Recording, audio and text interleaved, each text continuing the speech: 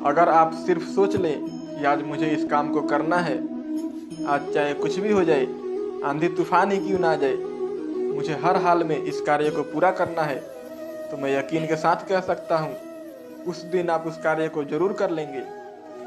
अगर आपने लक्ष्य बना लिया कि मुझे बस जीतना है, मुझे सफल होना है, इसके अलावा दूसरा कोई रास्ता नहीं है, या तो जीतो या फिर बस सिर्फ एक यही रास्ता बचा है, तो यकीन कीजिए आप एक दिन जरूर जीतेंगे, आपको सफलता जरूर मिलेगी।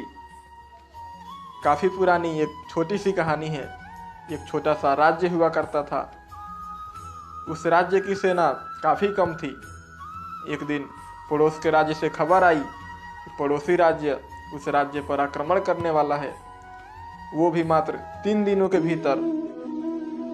गुप्तचरों ने बताया कि उस राज्य की सेना हमारे मुकाबले काफ़ी बड़ी है, हम इतनी छोटी सेना लेकर उस राज्य का मुकाबला नहीं कर सकते, उस सेना से नहीं जीत सकते, उससे हराना तो दूर, हम उससे हराने के बारे में सोच भी नहीं सकते।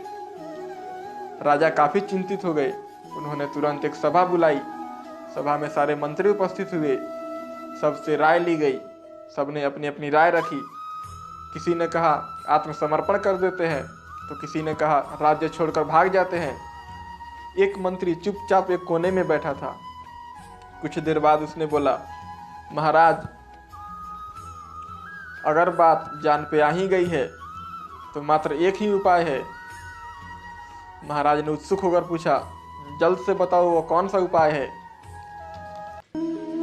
मंत्री कुछ देर सोचा और उसने बड़े ही गंभीरता से बोला, उस राज्य पर आक्रमण कर देते हैं। यह सुनकर राजा क्रोधित हो गए। उन्होंने मंत्री को बोला, तुम पागल हो गए हो, तुम्हें समझ नहीं आ रहा है तुम क्या बोल रहे हो। भला हम इतनी छोटी सेना लेकर इतनी बड़ी सेना का मुकाबला कैसे कर सकते हैं।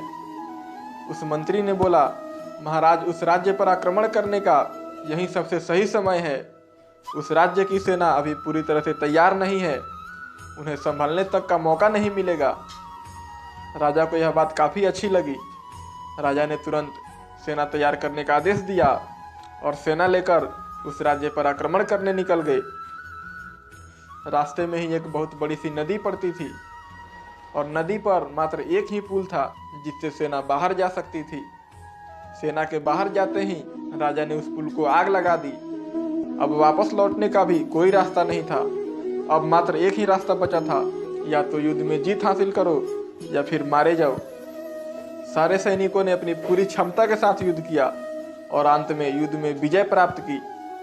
तो दोस्तों, यह छोटी सी कहानी हमें यही बात सिखलाती है कि हम किसी भी कार्य को अपने पूरे लगन और पूरी क्षमता के साथ करें तो उस कार्य के होने की संभावना काफ़ी बढ़ जाती है।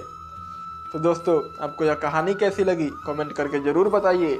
मिलते हैं फिर अगले वीडियो में एक नई कहानी के साथ।